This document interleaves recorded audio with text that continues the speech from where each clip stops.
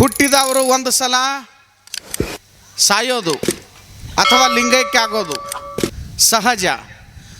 ಹುಟ್ಟಿದ್ದು ಸಾಯ್ತದ, ಕಟ್ಟಿದ್ದು ಬೀಳ್ತದ, ಕೂಡಿದ್ದು ಅಗಲ್ತದ, ಅಗಲಿದ್ದು ಒಮ್ಮೆ ಕೂಡ್ತದ.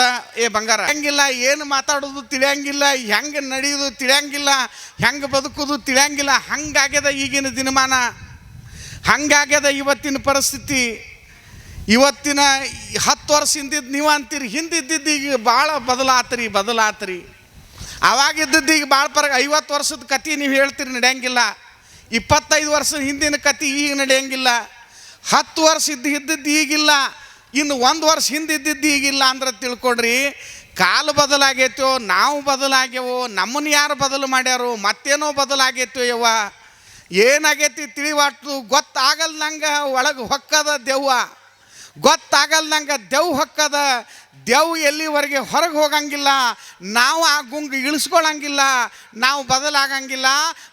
ಆಗೋದ್ರ ಸಲುವಾಗೇ ಬದುಕಿನ ಭಾಗ್ಯವಾಗಿ ವಚನ ಜಾತ್ರೆ ಬಂದದ ಅಂತ ತಿಳ್ಕೊಡ್ರಿ ನೀವೆಲ್ಲ. ಅಂತ್ಯ ಇಲ್ಲದ ಸಂತಿಯೊಳಗೆ ಕೂಡೀವಿ ನಾವು, ಅಂತ್ಯ ಇಲ್ಲದ ಸಂತಿಯೊಳಗೆ, ಸಮಾಧಾನ ಇಲ್ಲದ ಮನೆಯೊಳಗೆ, ಒಬ್ಬರನ್ನೊಬ್ಬರು ಪ್ರೀತಿಸ್ತಿರೋ ಬದುಕಿನೊಳಗೆ ಭಾಳ ಗೊಂದಲಮಯ ವಾತಾವರಣ ಇವತ್ತು. ನಮ್ಮ ಸರ್ ಅವರು ಹೇಳಿದ್ದು, ಕಾಡು ಅಣ್ಣವರು ಸೂಕ್ಷ್ಮವಾಗಿ ಹೇಳಿದ್ದು ಏನು ಸುಳ್ಳೇನಲ್ಲ. ಮನ್ಯಾಗ ನಿಮಗೆ ಬಾಯಿ ಹೊಲಸಾಗಿತ್ತಂದ್ರೆ, ಯಾಕೋ ನಾಲಿಗೆ ಹೊಲಸಾಗಿತ್ತು ತಂಗಿ, ಇವತ್ತಟ್ಟು ಜುಣಕ ಮಾಡ್ತೀಯನ್ ನೋಡು, ಇಲ್ಲ ಜಿಲೇಬಿ ಮಾಡ್ತೀಯನ್ ನೋಡು, ಇಲ್ಲ ಮತ್ತೇನೋ ದುದ್ಕೀರ್ ಚಪಾತಿಯನ್ನು ದಿವಸ ರೊಟ್ಟಿ ತಿಂದು ಸಾಕಾಗೈತಿ, ಪುಂಡಿ ಪಲ್ಯ ಮಾಡ್ತೀಯನ್ ನೋಡು. ನಾಲಿಗೆ ರುಚಿ ಬದಲಾದ್ರೆ ಅಥವಾ ನಾಲಿಗೆ ಹೊಲಸು ಬದಲಾತಂದ್ರೆ, ರುಚಿ ಬದಲಾತಂದ್ರೆ ಬೇರೆ ಬೇರೆ ಬೇಡ್ತೀರಿ, ಹೌದಿಲ್ಲ? ನಾಲಿಗೆ ವ್ಯವಸ್ಥೆ ಬದಲಾತಂದ್ರೆ ರುಚಿ ಸಲುವಾಗಿ ಬೇರೆ ಬೇರೆ ಬೇಡ್ತೀರಿ. ಆದ್ರೆ ನಿಮ್ಗೆ ಅದರ ಮುಂದಿನ ಪ್ರಶ್ನೆ ಹೇಳಬೇಕಾಗ್ಯದ, ರುಚಿ ಬದಲಾದ್ರೆ ಬೇರೆ ಮಾಡ್ಕೊಳಕ್ಕೆ ಬರ್ತದ ಅವ್ವ, ಅಭಿರುಚಿ ಬದಲಾತಂದ್ರೆ ಏನೂ ಮಾಡೋಕ್ಕೆ ಸಾಧ್ಯ ಆಗಂಗಿಲ್ಲ. ಅರ್ಥ ಮಾಡ್ಕೊಡ್ರಿ, ರುಚಿ ಬದಲಾಗಿದ್ದಕ್ಕೆ ಏನಾದರೂ ಆಲ್ಟರ್ನೇಟಿವ್ ಮಾಡ್ಕೊಳಕ್ಕೆ ದಾರಿ ಅದ. ಅಭಿರುಚಿ ಬದಲಾಗಿರೋದ್ರಿಂದ ನಮ್ಮ ಹಾಡು, ನಮ್ಮ ಹಸೆ, ನಮ್ಮ ಸಂಗೀತ, ನಮ್ಮ ಭಾಷೆ, ನಮ್ಮ ವೈವಿಧ್ಯತೆಯ ಡ್ರೆಸ್ಸು, ಉಡುಗೆ ತೊಡುಗೆ, ಆಭರಣ, ಭಾಷೆ, ಬಾಂಧವ್ಯ, ಕೂಡುವುದು, ಹೇಳುವುದು, ಕರೆಯುವುದು ಎಲ್ಲ ಬದಲಾಗ್ಯದ. ಅಭಿರುಚಿ ಎಷ್ಟು ಬದಲಾಗ್ಯದ, ಪೂರ್ಣ ಬದಲಾಗ್ಯದ ನಮ್ಮದು ಅಭಿರುಚಿ. ಹೊಳ್ಳಿ ಸಮೀಪಕ್ಕೆ ತರದೇ ಇರುವಷ್ಟು ಬದಲಾಗ್ಯದ. ನಮಗೆ ಬೇರೆ ಬೇರೆ ಏನೋ ಬೇಕಾಗ್ಯದ, ಬೇರೆ ಬೇರೆ ಏನೋ ನಾವು ನೋಡಬೇಕಾಗ್ಯದ, ಕೇಳಬೇಕಾಗ್ಯದ. ಯಾರೂ ತಪ್ಪು ಭಾವಿಸ್ಕೊಳ್ಳೋ ಕಾರಣ ಇಲ್ಲ.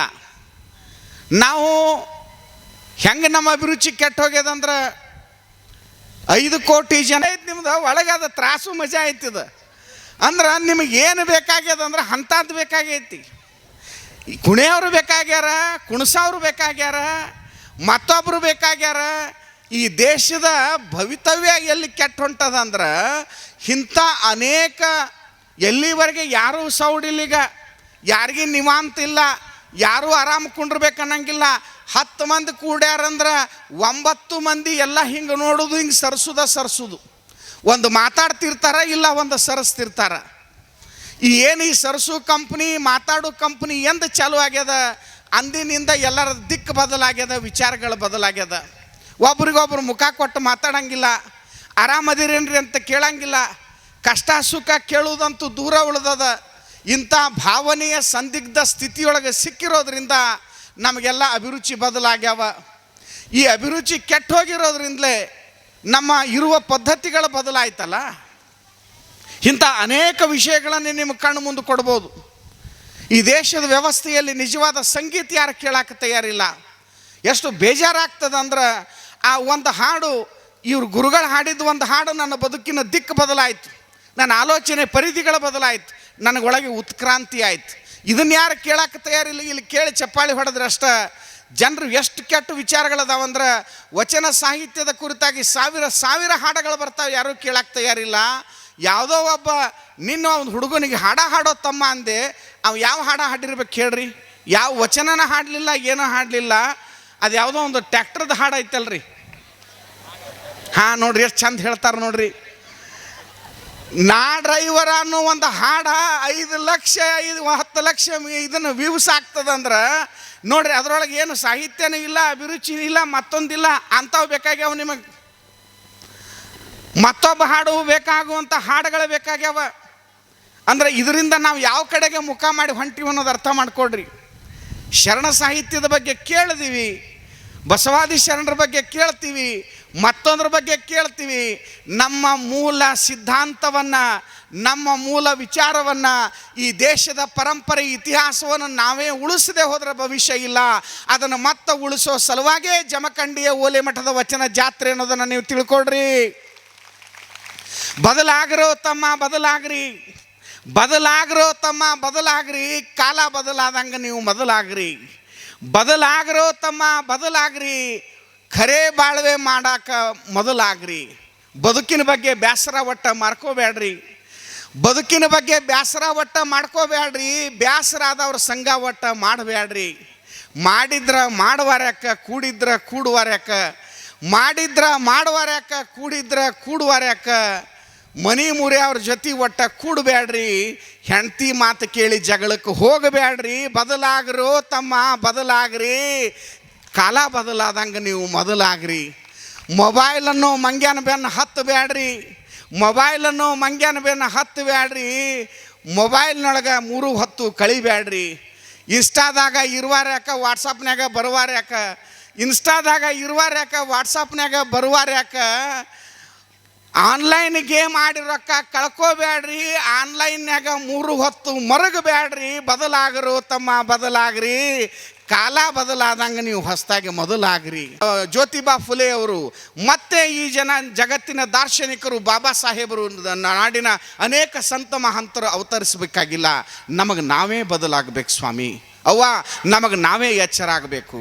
ನಮಗೆ ನಾವೇ ಎಚ್ಚರ ಆಗದೆ ಹೋದರೆ ಈ ದೇಶದ ದುರಂತದ ಅಂತ್ಯದ ಸ್ಥಿತಿಯಲ್ಲಿ ನಾವಿದೆಯೋ ಅನ್ನೋ ಎಚ್ಚರಿಕೆ ಗಂಟೆ ನಾವು ಅರ್ಥ ಮಾಡಿಕೊಡ್ರಿ. ನಮ್ಮ ದೇಶದ ಜೀವನದ ಪರಿಸ್ಥಿತಿಯ ಕೊನೆಯ ಘಟ್ಟದ ಗಳಿಗೆಯಲ್ಲಿ ನಾವಿದ್ದೀವಿ. ನಮ್ಮ ಆಲೋಚನೆಗಳು ದುಡ್ಡು ಕೊಟ್ಟು ಬೆಡ್ ಖರೀದಿಸ್ಬೋದು, ನಿದ್ರೆ ಖರೀದಿಸೋದಕ್ಕಾಗೋದಿಲ್ಲ. ಕಾಸು ಕೊಟ್ಟು ಕಾಳು ಖರೀದಿಸ್ಬೋದು, ಹಸಿವೆಯನ್ನು ಖರೀದಿಸೋದಕ್ಕಾಗೋದಿಲ್ಲ. ದುಡ್ಡು ಕೊಟ್ಟು ಏನೆಲ್ಲ ಖರೀದಿಸ್ಬೋದು, ನಮ್ಮ ಜೀವನದ ಶಾಂತಿಯನ್ನು ದುಡ್ಡಿನಿಂದ ಗಳಿಸ್ಕೊಳ್ಳೋದಕ್ಕೆ ಸಾಧ್ಯ ಇಲ್ಲ.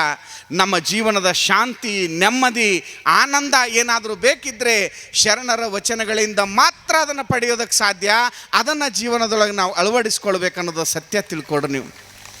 ಈ ಜಗತ್ತಿನ ಅನೇಕ ಜನ ದುಡ್ಡು ಗಳಿಸಿದವರೆಲ್ಲ, ಏನೇನೋ ಮಾಡಿದವರೆಲ್ಲ ಅಷ್ಟೆಲ್ಲ ಸುಖವಾಗಿ ಇರೋದಕ್ಕೆ ಸಾಧ್ಯ ಇಲ್ಲ. ಯಾಕೆ ಮಹಾದೇವ್ ಭೂಪಾಲರು ಕಾಶ್ಮೀರದಿಂದ ಬರ್ತಾರೆ? ಯಾಕೆ ಬೇರೆ ಬೇರೆ ಮಹಂತರೆಲ್ಲ ಬೆಳ್ಳಿಗಾವಿಯಿಂದ, ಉಡುತಡಿಯಿಂದ, ದೇಶದ ಮೂಲೆ ಅಫ್ಘಾನಿಸ್ತಾನದಿಂದ ಯಾಕೆ ಬಂದರು? ಅವರು ಒಂದೇ ಒಂದು ಕಲ್ಯಾಣ ರಾಜ್ಯ ನಿರ್ಮಾಣ, ಜಾತಿ ವರ್ಣ ವರ್ಗರಹಿತ ಧರ್ಮ ಸಹಿತ ಕಲ್ಯಾಣ ರಾಜ್ಯ ನಿರ್ಮಾಣ ಮಾಡಬೇಕಾಗಿತ್ತು. ಅದನ್ನು ಘಾಟ್ಗೆಯವರು ಭಾಳ ಸುಂದರವಾಗಿ ಹೇಳಿದ್ರು ಆ ಮಾತನ್ನು. ಯಾಕಂದರೆ ಅಸ್ಪೃಶ್ಯತೆಯ ಸಮಾಜ, ವರ್ಣ ಸಂಕಲದ ಸಮಾಜ, ಜಾತಿ ಸಂಕರದ ಸಮಾಜ, ನಮ್ಮನ್ನು ಅನೇಕ ವ್ಯವಸ್ಥೆಗಳು ಕಿತ್ತು ತಿನ್ನುವಂಥ ಸಮಾಜ. ಇದರೊಳಗೆ ಕಾರ್ತಿಕದ ಕತ್ತಲಲ್ಲಿ ಆಕಾಶ ದೀಪವಾಗಿ ನೀ ಬಂದೆ, ಬಟ್ಟೆಗೆಟ್ಟವರಿದೊಂದು ದಿಕ್ಕಾಗಿ ಅಗ್ನಿ ಖಡ್ಗವನ್ನಂತ ಓ ಆಧ್ಯಾತ್ಮ ಕ್ರಾಂತಿವೀರ, ದೇವ ದಯವೊಂದು ಧೀರಾವತಾರ ಬಸವೇಶ್ವರ ಅಂಥೇಳಿ 12ನೇ ಶತಮಾನದಲ್ಲಿ ಅಸ್ಪೃಶ್ಯತೆಯ ಸಮಾಜದ ವ್ಯವಸ್ಥೆಯ ಸಂಪ್ರದಾಯದ ವಿರುದ್ಧ ಜಗದೋದ್ಧಾರಕ್ಕಾಗಿ ಉದಯಿಸಿ ಬಂದ ವಿಶ್ವ ಮಹಾಮಾನವತವಾದಿ ನಮ್ಮಪ್ಪ ಬಸವಣ್ಣನವರು ಅನ್ನೋದನ್ನು ನೀವು ಅರ್ಥ ಮಾಡ್ಕೊಡ್ರಿ. ನಮ್ಮ ಬದುಕಿನ ಧ್ಯೇಯ, ನಮ್ಮ ಬದುಕಿನ ಬೆಳಕು, ಕಣ್ಣು ಮುಂದಿನ ಕಾಂತಿ. ಸಂಬೋಳಿ ನಾಗಿದೇವರು ಕಸವನ್ನು ಹೊಡಿತಾ ಇದ್ರು. ಕಸವನ್ನು ಹೊಡಿಬೇಕಾದ್ರೆ ಅಲ್ಲಿಯ ಒಂದು ಸಿದ್ಧಾಂತ ಏನು ಅಂತಂದರೆ, ಸೂರ್ಯೋದಯ ಆಗುವ ಮುಂಚಿತವಾಗಿ ಬಂದು ಕಸವನ್ನು ಹೊಡೆದು ಹೋಗಬೇಕು. ಅವತ್ತು ತಡ ಆಗಿತ್ತು. ಸಂಬೋಳಿ ನಾಗಿದೇವರು ಕಸವನ್ನು ಹೊಡಿತಾ ಇದ್ರು. ಉಳ್ಳವರ ಕೇರಿಯಲ್ಲಿ ಕಸವನ್ನು ಹೊಡೆಯುವಾಗ ಕೆಳವರ್ಗದವರ ನೆರಳು ಇನ್ನೊಬ್ಬರ ಮೇಲೆ ಬೀಳುವಂತಿಲ್ಲ. ನೋಡಿ ಎಂಥ ಜನಾಂಗದ ವ್ಯವಸ್ಥೆಯಲ್ಲಿ ನಾವಿದ್ದೀವಿ. ಕೊರಳಲ್ಲಿ ಮಣ್ಣಿನ ಪಾತ್ರೆ, ಬೆನ್ನ ಹಿಂದೆ ಕಸಬರ್ಗಿ ಕಟ್ಕೊಂಡು ಬರಬೇಕು. ಮಣ್ಣಿನ ಪಾತ್ರೆ ಅಂದರೆ ಉಗುಳು ಬಂದ್ರೆ ನೀವು ನೆಲಕ್ಕೆ ಉಗುಳೋಂಗಿಲ್ಲ, ಗಡಿಗೆಯೊಳಗೆ ಉಗುಳ್ಬೇಕು. ಕಸಬರ್ಗಿ ಯಾಕಂದ್ರೆ ನೀವು ಇಟ್ಟ ಹೆಜ್ಜೆ ಅದು ನಿಮ್ಮದು ಕಾಣಬಾರ್ದು, ಅದು ಅರಳಿಕ್ಕೆ ಹೋಗಬೇಕು. ಹೀಗಿದ್ದ ವ್ಯವಸ್ಥೆಯಲ್ಲಿ ಹಾಗೇ ನಡ್ಕೊಂಡು ಬರ್ತಾ ಇತ್ತು. ತಡವಾಗಿ ಬಂದ ನಾಗಿದೇವರು ನೆರಳು ಬೀಳ್ತದ ಉಳ್ಳವರ ವ್ಯವಸ್ಥೆಯ ಮೇಲೆ. ಒಬ್ಬ ಮೇಲ್ವರ್ಗದವನ ಮೇಲೆ ಕೆಳವರ್ಗದವನ ನೆರಳು ಬೀಳ್ತದ. ಅವ್ವ ದಯವಿಟ್ಟು ಲಕ್ಷ್ಯ ಕೊಡ್ರಿ, ನನ್ನ ಕಡೆಗೆ ನೋಡ್ಬೇಕು ನೀವು. ಇದು ನಾನು ತಮಾಷೆಗೆ ಈ ಮಾತು ಹೇಳ್ತಿಲ್ಲ. ಈ ದೇಶದೊಳಗೆ ನಡೆದ ಎಂಥ ಪರಿಸ್ಥಿತಿ ಇತ್ತು ಅನ್ನೋದನ್ನು ಅರ್ಥ ಮಾಡಿಕೊಡ್ರಿ. ಅದರೊಳಗೆ ಕುಲುಮೆಯಿಂದ ಎದ್ದು ಬಂದವರು ನಾವೆಲ್ಲ. ಆರಂಭಕ್ಕೆ ತಮಾಷೆಯಾಗಿ ಕೆಲವು ಮಾತು ಹೇಳಿದ್ರು ಕೂಡ ಇವತ್ತು ವಸ್ತುಸ್ಥಿತಿ ಹೇಳ್ತಾ ಇದ್ದೀನಿ. ನಡೆದ ಘಟನೆ, ಉಳ್ಳವರ ಶ್ರೀಮಂತರ ವ್ಯವಸ್ಥೆಯ ಮೇಲೆ ಈ ಸಾಮಾನ್ಯನ ನೆರಳು ಬಿತ್ತು. ಊರು ಬಂದೆಲ್ಲ ಮಂದಿ ಕೂಡಿ ಬಡಿತಾರ. ನಿಮಗೆ ಸಾವಿರಾರು ಜನ ನಿಂತು ನೋಡ್ತಾರ. ಅವನ ಮೈಯಿಂದ ರಕ್ತ ಧಾರಾಕಾರವಾಗಿ ಹರಿತಾ ಇದೆ. ಆ ಲಕ್ಷಾಂತರ ಜನ, ಸಾವಿರಾರು ಜನರ ಮಧ್ಯ ಒಬ್ಬ ಓರ್ವ ವ್ಯಕ್ತಿ ಬಂದು ಆ ಬಿದ್ದ ವ್ಯಕ್ತಿಯ ಕಣ್ಣಿನ ರಕ್ತವನ್ನು ಒರೆಸ್ತಾರೆ, ತಲೆಯ ರಕ್ತವನ್ನು ಒರೆಸ್ತಾರೆ, ಸಂತೈಸ್ತಾರೆ, ಸಮಾಧಾನ ಮಾಡ್ತಾರೆ. ನಾಗಿದೇವರು ಒಂದು ಮಾತನ್ನಂತಾರೆ, ಉಳ್ಳವರ ಬೀದಿಯಲ್ಲಿ ಸಾವಿರ ಜನ ನಿಂತು ನೋಡುವ ಸಂದರ್ಭದಲ್ಲಿ, ಎಲ್ಲರೂ ಕೇಕೆ ಹಾಕಿ ನನ್ನನ್ನು ದೂಷಿಸುವ ಸಂದರ್ಭದಲ್ಲಿ, ಮುಟ್ಟಿಕೊಳ್ಳುವುದು ಬೇಡ ಎಂದು ಮಾತು ಎತ್ತುವ ಸಂದರ್ಭದಲ್ಲಿ, ಇವ ನನ್ನವ ಎನ್ನು ಅಪ್ಪಿಕೊಳ್ಳುವಂಥ ಯಾರಾದರೂ ನೀ ವ್ಯಕ್ತಿ ಬಂದಿದ್ರೆ ಬೇರೆ ಯಾರೂ ಅಲ್ಲ, ನಮ್ಮಪ್ಪ ಬಸವಣ್ಣನೇ ನೀನು ಬಂದಿದೀಯಾ ಅಂಥೇಳಿ ಸಂಬೋಳಿ ನಾಗಿದೇವರು ಸಾಷ್ಟಾಂಗವನ್ನು ಹಾಕ್ತಾರೆ. ಹೌದು, ಅವರನ್ನು ಎದ್ದಿ ಅಪ್ಪಿ ಒಪ್ಪಿಕೊಂಡವರು ಬಸವಣ್ಣನವರಾಗಿದ್ರು ಅನ್ನೋ ಅರ್ಥ ಮಾಡಿಕೊಡ್ರಿ. ಅಪ್ಪ ನಮ್ಮ ಮಾದಾರ ಚೆನ್ನಯ್ಯ, ಬೊಪ್ಪ ನಮ್ಮ ಡೋಹಾರ ಕಕ್ಕಯ್ಯ, ಚಿಕ್ಕಯ್ಯ ಎನ್ನಯ್ಯ ಕಾಣಯ್ಯ, ಅಣ್ಣನು ನಮ್ಮ ಕಿನ್ನರಿಯ ಬೊಮ್ಮಯ್ಯ, ಎನ್ನನೇಕೆ ಅರಿಯಿರಿ ಕೂಡಲ ಸಂಗಯ್ಯ. ಯಾಕೆಂದರೆ ಇದು ಈ ದೇಶದ ವ್ಯವಸ್ಥೆ ಆಗಿತ್ತು. ಅದರಲ್ಲಿ ಮಹಿಳೆಯರಿಗೆ ಸ್ವಾತಂತ್ರ್ಯವಿಲ್ಲ, ಮಕ್ಕಳಿಗಂತೂ ಅರಿವು ಕೊಡೋ ಹಾಗೆ ಇಲ್ಲ, ಸಮಾಜ ಸ್ವಾಸ್ಥ್ಯವಿದ್ದಿದ್ದಿಲ್ಲ, ದೇಶ ದಂದುಗದಲ್ಲಿ ಮೆರೀತಾ ಇತ್ತು, ಭಾಷೆಗೆ ಅವಕಾಶವಿದ್ದಿದ್ದಿಲ್ಲ, ಸಂಪ್ರದಾಯಗಳು ತಾಂಡವವಾಡ್ತಾ ಇದ್ದು, ಮಹಿಳೆಯರು ಯಾವುದೋ ಮೂಲೆಯ ಸರಕು ವಸ್ತುವಾಗಿದ್ದರು. ಹೀಗಿರುವ ವ್ಯವಸ್ಥೆಯ ಸಂದರ್ಭದಲ್ಲಿ ಕೇವಲವೇ ಸಂಸ್ಕೃತ ಶ್ರೇಷ್ಠ ಅಂತ ಬೀಗುತ್ತಿದ್ದ ಕಾಲದಲ್ಲಿ ಕನ್ನಡಕ್ಕೆ ಮೇಲ್ಮೆಯನ್ನು ಕೊಟ್ಟು, ದಲಿತರಿಗೆ ಧ್ವನಿಯಾಗಿ, ಕಾಯಕಕ್ಕೆ ಕೈವಾರವಾಗಿ, ದಾಸೋಹಕ್ಕೆ ದ್ವಾರವಾಗಿ, ಇವನಮ್ಮವ ಎಂದು ಅಪ್ಪಿಕೊಂಡು ಎಲ್ಲರನ್ನೂ ತನ್ನ ವಿಶ್ವದ ತೆಕ್ಕೆಯಲ್ಲಿ ತೆಗೆದುಕೊಂಡು ಬಂದಿರುವಂಥ ಮಹಾ ದಾರ್ಶನಿಕ ಪುರುಷ ನಮ್ಮಪ್ಪ ಬಸವಣ್ಣ ಮತ್ತು ಕಲ್ಯಾಣದ ಕ್ರಾಂತಿ ಅನ್ನೋದನ್ನು ನಾವೆಲ್ಲ ಅಭಿಮಾನ ಪಡಬೇಕಾಗ್ತದೆ. ಇದನ್ನು ಯಾಕೆ ಹೇಳ್ತಾ ಇದ್ದೀನಿ ಅಂದರೆ, ಓಲೆ ಮಠದ ಜೀವ ದ್ರವ್ಯನೇ ಈ ಕಲ್ಯಾಣ ಕ್ರಾಂತಿ, ಓಲೆ ಮಠದ ಜೀವ ಭಾಷೆನೇ ಈ ಕಲ್ಯಾಣ ಕ್ರಾಂತಿ, ಓಲೆ ಮಠದ ಮೂಲ ಭಾಷೆನೇ ಇದು ಕಲ್ಯಾಣ ಕ್ರಾಂತಿ. ಕಲ್ಯಾಣದ ಕ್ರಾಂತಿ ಆದ ನಂತರ ಪ್ರಭುದೇವರು, ಚನ್ನಬಸವಣ್ಣ, ಸಿದ್ದರಾಮೇಶ್ವರ, ಅನೇಕ ಶಿವಶರಣರು, ಮುಕ್ತಾಯ ತಾಯಿಯವರ ನೇತೃತ್ವದಲ್ಲಿ ಜಗತ್ತಿನ ಸಂಚಾರ ಮಾಡ್ತಾ ಬಂದು ನೆಲೆ ನಿಂತ ಪುರಾಣೆ ಓಲೆ ಮಠವಾಗಿದೆ. ಓಲೆಯ ಶ್ರೀಗಿರಿ ಕಂಡ ಮಠ ಇದು ಓಲೆ ಮಠವಾಗಿದೆ. ಅದನ್ನು ಮುಂದುವರೆಸಲಿಕ್ಕೆ ವಾರಸುದಾರು ನನ್ನ ಕಣ್ಣು ಮುಂದೆ ಕೇವಲ ಚಿಕ್ಕವ್ವ ಮತ್ತು ಮೀನಾಕ್ಷಿ, ಮಾದೇವಿ, ಅವರು ಇವರು ಅಷ್ಟಂತ ನೀವು ನನಗೆ ಕಾಣ್ತಾ ಇಲ್ಲ. 900 ವರ್ಷಗಳ ಹಿಂದೆ ಕ್ರಾಂತಿಯ ಗಂಗೋತ್ರಿ ಮಹಿಳೆಯರು ಏನಾಗಿ ಹೋಗಿದ್ದಾರೆ, ಕ್ರಾಂತಿಯ ಶರಣರು ಏನು ನೀವು ಆಗಿ ಹೋಗಿದ್ದೀರಿ. ಅವರು ಮತ್ತೆ ಈ ನಾಡಿನೊಳಗೆ ಒಳ್ಳೆಯತನವನ್ನು ಕಟ್ಟೋದಕ್ಕಾಗಿ, ಸಮಾಜವನ್ನು ಕಟ್ಟೋದಕ್ಕಾಗಿ, ನಾಡವನ್ನು ಕಟ್ಟೋದಕ್ಕಾಗಿ ಶರಣರ ಮುಂದುವರೆದ ಪೀಳಿಗೆಯಾಗಿ ನೀವೇ ಬಂದಿದ್ದೀರಿ. ಅವ್ರನ್ನ ನಿಮ್ಮಲ್ಲಿ ನಾನು ಕಾಣ್ತಾ ಇದ್ದೀನಿ ತಾಯಿ. ನೀವು ಅದನ್ನು ಮುನ್ನಡೆಸ್ಕೊಂಡು ಹೋಗಬೇಕಂತ ನಿಮಗೆ ಬಾಗಿನವನ್ನು ಕೊಡ್ತಾ ಇದ್ದೇನೆ. ಈ ಕಾಲಘಟ್ಟದ ನಮ್ಮ ಜವಾಬ್ದಾರಿ ಏನು ರೀ? ಈ ದಿನಮಾನದ ನಮ್ಮ ಜವಾಬ್ದಾರಿ ಏನು? ನಮ್ಮ ಮನೆ ಚಂದ ಅದು, ನಮ್ಮ ವ್ಯವಸ್ಥೆಗಳ ಚಂದ ಅದು, ನಮ್ಮ ಬ್ಯಾಂಕ್ಗಳು ದೊಡ್ಡವಾಗ್ಯಾವ, ನಮ್ಮ ಬ್ಯಾಲೆನ್ಸ್ಗಳು ದೊಡ್ಡವಾಗ್ಯಾವ. ನಾವೆಲ್ಲ ಮನೆ ತುಂಬ makeup set, dinner set, sofa ಸೆಟ್ಗಳು, ಆ ಸೆಟ್ಟು ಈ ಸೆಟ್ಟು ಎಲ್ಲ ತುಂಬ್ಕೊಂಡು ನಮ್ಮ ವ್ಯವಸ್ಥಿತವಾಗಿ ನಾವು ಅದೀವಿ. ಮನಸ್ಸು ಮಾತ್ರ ಯಾವಾಗಲೂ ಅಪ್ಸೆಟ್ನಾಗದ, ಮನಸ್ಸು ಮಾತ್ರ ನಮಗೇನು ಸಂಬಂಧ ಇಲ್ಲ ಅನ್ನೋಗದ. ಇದು ನಮ್ಮ ಹಾಗಲ್ಲ. ನಕಾರಾತ್ಮಕ ವಿಚಾರಗಳಿಗೆ ಮುಖ ಮಾಡಿದವರು ನಾವೆಲ್ಲ. ಈ ದೇಶದ ಅಂತಿಮ ಕಾಲಘಟ್ಟದೊಳಗೆ ಪ್ರತಿಯೊಬ್ಬ ಸಣ್ಣ ಮಗುವಿನಿಂದ ಹಿಡ್ಕೊಂಡು ಸ್ತ್ರೀ ಸಾಮಾನ್ಯರವರೆಗೆ ತಾಯಂದಿರೇ, ಇದು ನಿಮ್ಮ ಮೇಲಿನ ಜವಾಬ್ದಾರಿ. ಬರೀ ಆನಂದ ದೇವರು ಮಾಡಲಿ, ಬರೀ ಗೌರಿ ಶಂಕರರು ಮಾಡಲಿ, ಬರೀ ಪ್ರಭು ಚನ್ನಬಸವ ಸ್ವಾಮಿಗಳು ಮಾಡಲಿ, ತೋಂಟದಾರ್ಯರು ಮಾಡಲಿ, ದಡ್ಡಿ ಸರ್ ಮಾಡಲಿ ಅಂತ ಅವ್ರ ಮೇಲೆ ನೀವು ಹೊತ್ತು ಕುಳುವಂತಿಲ್ಲ. 100 ಕೈಗಳಾಗಬೇಕು, 1000 ಧ್ವನಿಗಳಾಗಬೇಕು, 100 ಕಣ್ಗಳಾಗಬೇಕು. ಅರ್ಧರಾತ್ರಿ ಎದ್ದು ಭಿಕ್ಷಾ ಪಾತ್ರೆ ಹಿಡಿದರೆ ನಿನ್ನ ಬುದ್ಧನೆಂದು ಯಾರೂ ಕರೆಯುವುದಿಲ್ಲ. ತರುಣಿಯರ ಮಧ್ಯೆ ಕೊಳಲು ಹಿಡಿದು ನಿಂತರೆ ನಿನ್ನ ಕೃಷ್ಣನೆಂದು ಯಾರೂ ಕಾಪಾಡುವುದಿಲ್ಲ. ತಾಡೋಲೆ ಹಿಡಿದು ನಾಡೆಲ್ಲ ಸುತ್ತಿದಡೆ ನಿನ್ನ ಪ್ರಭುದೇವನೆಂದು ಯಾರೂ ಅಡ್ಡ ಬೀಳುವುದಿಲ್ಲ. ನಿನ್ನ ಏಳಿಗೆಗೆ ನೀನೇ ಶಿಲ್ಪಿಯಾದರೆ ಸಮಾಜವೇ ಶರಗೊಡ್ಡಿ ಶರಣೆನ್ನುವುದೆಂದ ತಣೀಶ ಅನ್ನೋ ಸತ್ಯವನ್ನು ಅರ್ಥ ಮಾಡ್ಕೊಳ್ಬೇಕು. ಅಭಿಮಾನದಿಂದ ನಮ್ಮ ಈ ದೇಶದ ಮುಖ್ಯ ಅಂದರೆ ಈ ಮಕ್ಕಳು, ಅದನ್ನೇ ಭಾಳ ಜನ ಹೇಳಿದ್ದಾರೆ. ಈ ಮಕ್ಕಳನ್ನು, ಈ ಯುವಕರನ್ನು, ಈ ಜನಾಂಗವನ್ನು ಕಟ್ಟಬೇಕಾಗಿದೆ. ಎಲ್ಲ ಕಟ್ಟಿದ್ದು ಒಂದು ಕಡೆ ಆದರೆ ನಮ್ಮ ಯುವಕರನ್ನ ಕಟ್ಟದೆ ಹೋದರೆ, ನಮ್ಮ ಮಕ್ಕಳನ್ನು ಕಟ್ಟದೆ ಹೋದರೆ ನಾವು ಭವಿಷ್ಯ ಇಲ್ಲ ಅನ್ನೋದನ್ನು ನಾವು ಅರ್ಥ ಮಾಡ್ಕೊಳ್ಬೇಕು. ಬಸವಣ್ಣ ಬಾಲ್ಯದೊಳಗೆ ಅಪ್ಪನಿಗೆ ಬುದ್ಧಿಯನ್ನು ಕಲಿಸಿದವರು. ಬುದ್ಧ ತನ್ನ ಹಂತಕ್ಕೆ ಬಂದ ಮೇಲೆ ಮನೆಯನ್ನು ಬಿಟ್ಟು ಒಂದು ಜಾಗೃತಿಗಾಗಿ ಬಂದವರು. ಇಡೀ ಬದುಕಿನುದ್ದಕ್ಕೂ ನೋಡಿ, ಹೆಂಡಿ ರಾಡಿಯನ್ನು ಒಗಿಸ್ಕೊಂಡ್ರು ಆ ತಾಯಿ. ಮಕ್ಕಳಿಗೆ ಅಕ್ಷರದ ಅರಿವನ್ನು ನೀಡಿದ ಮಹಾತಾಯಿ ಶಿಕ್ಷಕಿ ಸಾವಿತ್ರಿಬಾಯಿ ಫುಲೆ ನಮಗೆ ಆದರ್ಶ ಆಗಬೇಕನ್ನೋದು ತಿಳ್ಕೊಡ್ರಿ. ನೀವು ಬರೇ ಮನ್ಯಾಗ ಒಂದು ಮ್ಯಾಚಿಂಗ್ ಸಿಗಲಿಲ್ಲ, ನನ್ನ ಗಂಡ ಮಾತಾಡಿಸಲಿಲ್ಲ, ನನ್ನ ಮೊಬೈಲ್ನಾಗ ಮೆಸೇಜ್ ಲೈಕ್ ಮಾಡಿಲ್ಲ ಅಂಥೇಳಿ ಸಾವಿರ ಜನ ಡಿವೋರ್ಸ್ ತಗೊಳ್ಳುವಂಥ ಒಂದು ವಿಚಿತ್ರ ಕಾಲಘಟ್ಟದೊಳಗೆ ನಾವದೀವಿ. ಏನು ತಲೆ ಕೆಟ್ಟ ಹೊಂಟದನಂತ ನಮಗೆ ಏನ್ರಿ? ಏನು ಇವತ್ತಿನ ಜಗತ್ತಿದು? ಎಷ್ಟು ಕೆಟ್ಟ ಜಗತ್ತಿನಾಗ ಅದೀವಿ ನಾವು. ಗಂಡ ಹೇಳಿದ್ರೆ ಒಂದು ಗೆರಿ ದಾಟ್ಲಿಲ್ಲ, ಕಸ್ತೂರಿ ಬಾ. ಹೆಂಡತಿ ಮೈ ಮ್ಯಾಲ ಮುಸುರಿ ನೀರು ಸುರುವಿದ್ರೆ ಆಕೆ ನಾನು ಅರಿವಿನ ಕಣ್ಣು ತೆಗಿಸಾಕ್ ಬಂದಾಳ ಅಂತ ಹೇಳಿದ ಒಬ್ಬ ಸಾಮಾನ್ಯನೂ ಅಸಾಮಾನ್ಯನಾಗಿ ಸಾಕ್ರೆಟಿಸ್ ಅನ್ನುವಂಥ ಸಂತನಾದ. ಎಂಥ ಇತಿಹಾಸ ಅಲ್ರಿ ಭಾರತೀಯತೆ. ವೇದ, ಆಗಮ, ಪುರಾಣ, ಉಪನಿಷತ್ ಈ ಅದ್ಭುತವಾದ ಭಾಷೆಯನ್ನು ಕೇಳಿ ನಾನು ಬೆರಗಾದೆ ಅಂತಾರೆ. ನಾನು ಭಾರತಕ್ಕೆ ಬರೋದಾದರೆ ಸುಮ್ಮನೆ ಬರೋದಲ್ಲಿ ಆಗೋದಿಲ್ಲ, ನಾನು ಮೋಕ್ಷ ಮುಲ್ಲರ್ ಆಗಿ ಬರ್ತೀನಿ ಅಂತೇಳಿ ಮ್ಯಾಕ್ಸ್ ಮುಲ್ಲರ್ ಈ ಮಾತನ್ನು ತನ್ನ ಬದುಕಿನಲ್ಲಿ ಬರೀತಾನೆ. ಇದೇ ಭಾರತ ಅಲ್ಲ ಕಂದ. ನೀನು ಸಾಮಾನ್ಯನಲ್ಲ, ಅಸಾಮಾನ್ಯನಾಗಬೇಕು. ನೀನು ಕಲ್ಕತ್ತಾ ದಾರಿಯಲ್ಲಿ ಹೋಗುವಾಗ ನೀನು ಟಾಂಗಾವಾಲನೇ ಆಗಬೇಕು. ಯಾಕಂದರೆ ಟಾಂಗಾವಾಲ ಆಗಬೇಕಂತ ಹೇಳಿದಾಗ ಅಪ್ಪ ಬೇಯ್ತಿರ್ತಾನೆ, ಅಲ್ಲ ಅವನು ಏನೋ ಆಗಬೇಕಂತ ನಾನು ಕಂಡ್ಕೊಂಡಿನಿ, ಟಾಂಗಾವಾಲ ಆಗ್ಬೇಕಂತೀಯಲ್ಲ. ಅವಾಗ ಅವ್ವ ಅಂತಾಳೆ, ಕಂದ ಬಾಯಿಲಿ, ನೀ ಟಾಂಗಾವಾಲನೇ ಆಗಬೇಕು. ಏ ಅಪ್ಪಿ ನೋಡಿಲಿ, ಯಾವ ಟಾಂಗಾವಾಲ ಆಗ್ಬೇಕು ಗೊತ್ತೇನೋ? ಇಲ್ಲಿ ಒಳಗಡೆ ನೋಡು, ಗೋಡೆ ನೋಡು, 5 ಕುದುರೆ ಅದಾವ.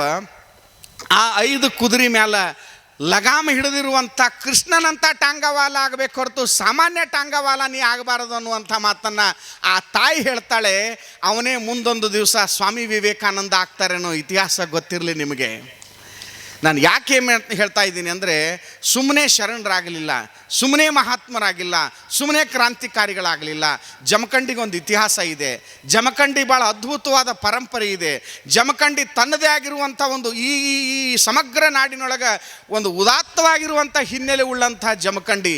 ಈ ಜಮಖಂಡಿಗೆ ಬೆಳಕಿನ ಕಿಂಡಿ, ಜ್ಞಾನದ ಕಿಂಡಿ, ವಚನದ ಗೋಟ್ ಕಿಂಡಿ ನಮ್ಮ ಜಮಖಂಡಿಯ ಓಲೆ ಮಠ ಆಗಬೇಕು. ಅದಕ್ಕೆ ನೀವು ಬೆಳಕನ್ನು ನೀಡಬೇಕು ಅಂತ ನಾನು ನಿಮಗೆ ಕೇಳ್ತೀನಿ.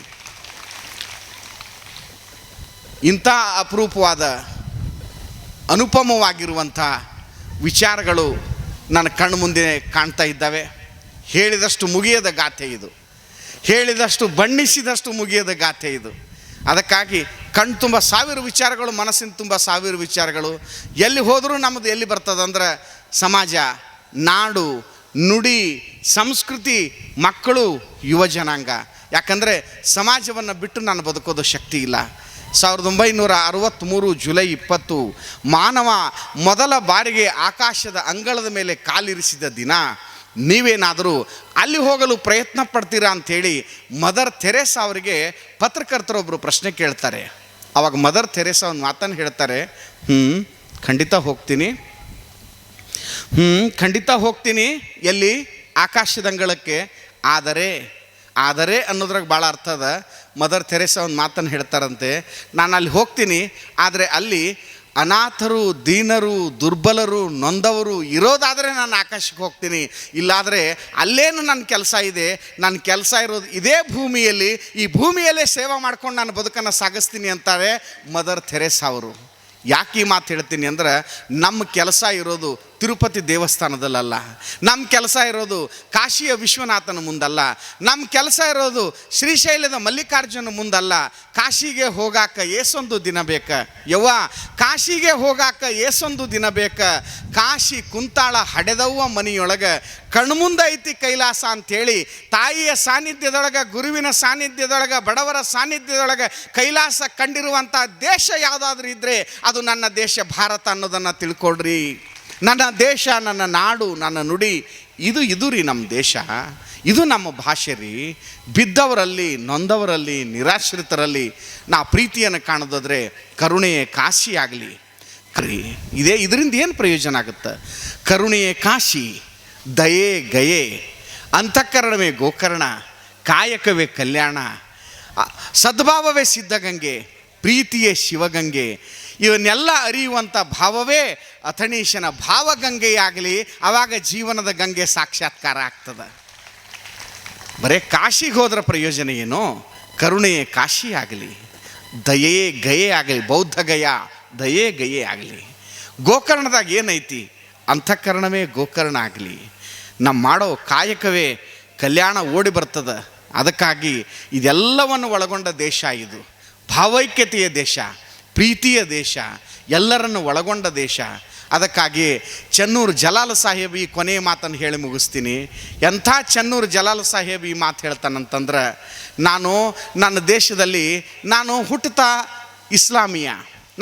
ಇಸ್ಲಾಮಿಯ, ಆದರೆ ಬೆಳೀತಾ ಬೆಳೀತಾ ನಾನು ಬಸವ ಭಕ್ತನಾದೆ ಅಂತ ಹೆಮ್ಮೆ ಪಡ್ತಾರೆ ಚೆನ್ನೂರು ಜಲಾಲ್ ಸಾಹೇಬು. ಅನೇಕ ಜನ ವಿರೋಧ ಮಾಡಿದಾಗ ಬದುಕಿನುದ್ದಕ್ಕೂ ಆ ಚೆನ್ನೂರು ಜಲಾಲ್ ಸಾಹೇಬ ಬೇರೆ ಯಾವುದನ್ನು ಹೇಳಂಗಿಲ್ಲ, ಸಾಯುವವರೆಗೂ ಬಸವ ಪುರಾಣವನ್ನು ಹೇಳಿದ ಇಸ್ಲಾಂ ಧರ್ಮದ ಶರಣ ಅವರು ಚೆನ್ನೂರು ಜಲಾಲ್ ಸಾಹೇಬ್ ಅನ್ನೋದನ್ನು ಗೊತ್ತಿರಲಿ ನಿಮಗೆ. ನಾವು ಅಭಿಮಾನ ಪಡಬೇಕು. ಇಸ್ಲಾಂ ಧರ್ಮದ ಶರಣ ಬಂಧುಗಳು ಈ ಬಸವ ಧರ್ಮವನ್ನು ಒಪ್ಕೊಂಡಿದ್ದಾರೆ. ಆ ಶರಣ ಈ ಮಾತನ್ನು ಹೇಳ್ತಾರೆ, ಸಬ್ ಕಹತೆ ಈಶ್ವರ್ ಅಲ್ಲ, ಇದರ ಭೇದ ಯಾರಿಗೂ ತಿಳಿಲಿಲ್ಲ. ಸಬ್ ಕಹತೆ ಈಶ್ವರ್ ಅಲ್ಲ, ಇದರ ಭೇದ ಯಾರಿಗೂ ತಿಳಿಲಿಲ್ಲ. ನಿರಾಕಾರ ಸೆ ಆಕಾರ ಹುವೆ, ಗುರುಮಲಿ ಕೀಲಿ ಸಿಗಲಿಲ್ಲ, ವೇದ ಶಾಸ್ತ್ರಕ್ಕೆ ಸಿಲುಕಲಿಲ್ಲ. ಹಂಬಿ ಪಡತೆ ಹೈ, ತುಂಬಿ ಪಡತೆ ಹೈ, ಮಾಡಬೇಡ್ರಿ ಮ್ಯಾಲಿನ ಶೀಲ, ಮಾಡಬೇಡ್ರಿ ಮಾಲಿನ ಶೀಲ. ಅಂದರೆ ನಮ್ಮ ಒಳಗಿರುವಂಥ ಅಜ್ಞಾನವನ್ನು ಕಳ್ಕೊಂಡು, ನಮ್ಮ ಜಡತ್ವವನ್ನು ಕಳ್ಕೊಂಡು ನಾವು ಶರಣರಾಗಬೇಕು, ಯೋಗಿ ಆಗಬೇಕು, ಮಹಂತರಾಗಬೇಕು, ಆಚಾರವಂತರಾಗಬೇಕು. ಅಂತ ಆಗುವ ಕ್ರಿಯೆನೇ ಈ ಶರಣ ಮಾರ್ಗ. ಇದು ಭಾವೈಕ್ಯ ಮಾರ್ಗ, ಇದು ಪ್ರೀತಿಯ ಮಾರ್ಗ, ಇದು ಒಲವಿನ ಮಾರ್ಗ, ಇದು ವಿಶ್ವಾಸದ ಮಾರ್ಗ. ಅದು ನಿಮ್ಮಲ್ಲಿ ಒಡಮೂಡಿ ಬರಲಿ, ನಮ್ಮ ಮಕ್ಕಳಲ್ಲಿ ಮೂಡಿ ಬರಲಿ. ಆ ಮೂಲಕ ನಮ್ಮ ನಾಡು ನುಡಿ ಸಂಸ್ಕೃತಿ ಬೆಳೀಲಿ ಅಂತ ನಾನು ಭಾವಿಸ್ಕೊಳ್ತಾ, ಓಲೆ ಮಠದ ಇವತ್ತು ಆನಂದ ದೇವರು ಬೇರೆ ಕಡೆ ಹೋಗ್ಯಾರ, ಅದರ ನೊಗ ನಮಗೆ ಕೊಟ್ಟಾರ ಜವಾಬ್ದಾರಿ, ನೀವು ನಡೆಸ್ರಿ ಅಂಥೇಳಿ. ಅವರು ಆ ಕಾರ್ಯದಲ್ಲಿ ತೊಡಗ್ಯಾರಂದಮೇಲೆ ನಾವು ಜಮಖಂಡಿ ಹಿರಿಯರು, ಶರಣೀಯರು, ನಮ್ಮ ಚನ್ನಬಸವ ಸ್ವಾಮೀಜಿಯವರು ಕಂಡ ಕನಸ ಆದರ್ಶ ಸಾಕಾರ ಮಾಡೋದ ಕಡೆಗೆ ನಮ್ಮ ಹಿರಿಯರೆಲ್ಲ ಒಟ್ಟೊಟ್ಟಿಗೆ ಆಗಿರ್ರಿ. ವಚನ ಜಾತ್ರೆ ಶ್ರೀಮಠದ ಕಾರ್ಯಕ್ರಮ ವೈಭವೋತ್ಪಾತವಾಗಿ ಮುಂದೆ ಬರೀಲಿ. ಆ ಮೂಲಕ ಈ ನಮ್ಮ ಶರಣ ಸಂಸ್ಕೃತಿಯನ್ನು, ಸಮಗ್ರ ಸಂಸ್ಕೃತಿಯನ್ನು ಕಟ್ಟೋಣ. ಈ ಕಡೆ ಗೌರಿಶಂಕರ ಮಹಾಸ್ವಾಮಿಗಳು, ಶಿವಲಿಂಗಮ ಶಿವಾಚಾರ್ಯ ಸ್ವಾಮಿಗಳು, ಆನಂದ ದೇವರು, ಇವರು ತ್ರಿವಳಿ ಜಂಗಮ ಮಂಗಳ ಮೂರ್ತಿಗಳಾಗಿ ಜಮಖಂಡಿಯನ್ನು ಬೆಳಗುತ್ತಾ ಇದ್ದಾರೆ. ತ್ರಿವಳಿ ಜಂಗಮ ಮಂಗಳ ಮೂರ್ತಿಗಳು, ನೆನಪಿಡ್ರಿ. ಆ 3 ಜನ ಮಹಾಸ್ವಾಮೀಜಿಯವ್ರಿಗೆ ಜೋರು ಕೈ ಎತ್ತಿ ಚಪ್ಪಾಳೆ ತಟ್ಟಿ ಅಭಿನಂದನೆಯನ್ನು ಸಲ್ಲಿಸ್ರಿ. ಓಲಿ ಮಠದ ವಚನ ಜಾತ್ರೆಗೆ, ಓಲಿ ಮಠದ ವಚನ ಜಾತ್ರೆಗೆ ಜಯವಾಗಲಿ, ಜಯವಾಗಲಿ, ಜಯವಾಗಲಿ. ಯಾಕೆಂದರೆ ಕಲ್ಯಾಣದ ನಾಡಿನಲ್ಲಿ ಕೊನೆಗೆ ಈ ಮಾತನ್ನು ಹೇಳ್ತಾ ಇದ್ರು ಅವರು, ಕಲ್ಯಾಣ ರಾಜ್ಯಕ್ಕೆ ಜಯವಾಗಲಿ, ಕಲ್ಯಾಣ ರಾಜ್ಯಕ್ಕೆ ಜಯವಾಗಲಿ. ಸಕಾರಾತ್ಮಕ ವಿಚಾರಗಳನ್ನು ಎಷ್ಟು ಹೇಳ್ತಾ ಹೇಳ್ತಾ ಹೇಳ್ತಾ ಹೋಗ್ತೀರಿ, ಅದು ಮತ್ತೆ ಮತ್ತೆ ಉದ್ದೀಪನ ಆಗ್ತದೆ, ಬೆಳಗುತ್ತದೆ, ವಿಕಾಸವಾಗ್ತದೆ. ಅಂಥ ಸಕಾರಾತ್ಮಕ ವಿಚಾರಗಳು, ಒಂದು ಒಳ್ಳೆಯ ಚಿಂತನೆಗಳು ಆ ಮೂಲಕ ಮೂಡಿ ಬರಲಿ. ಎಲ್ಲರಿಗೂ ಶುಭವಾಗಲಿ, ಮಂಗಲವಾಗಲಿ. ಲೇಸ ಕೇಳಲಿ ಕಿವಿಯು, ನಾಲಿಗೆ ಲೇಸ ನುಡಿದು ಬರಲಿ. ಲೇಸ ಕಾಣಲಿ ಕಣ್ಣು, ಜಗದೊಳಗೆ ಲೇಸೆ ಹಬ್ಬುತ್ತಿರಲಿ. ಲೇಸನುಂಡು ಲೇಸನುಟ್ಟು ಲೇಸನುಸಿರಿ, ಲೇಸಿನಿಂದಲೇ ನಿಮ್ಮೆಲ್ಲರ ಬಾಳು ಬಂಗಾರ ಆಗಲಿ ಅಂತ ಹಾರೈಸ್ತಾ, ಎಲ್ಲ ಸಮಿತಿಯವರಿಗೆ, ಹಿರಿಯರಿಗೆ, ಶರಣರಿಗೆ, ಸಮಸ್ತರಿಗೆ ಶುಭವನ್ನು, ಮಂಗಲವನ್ನು, ಯಶವನ್ನು ಕೋರಿ ನಾನು ಮಾತು ಮುಗಿಸ್ತೀನಿ.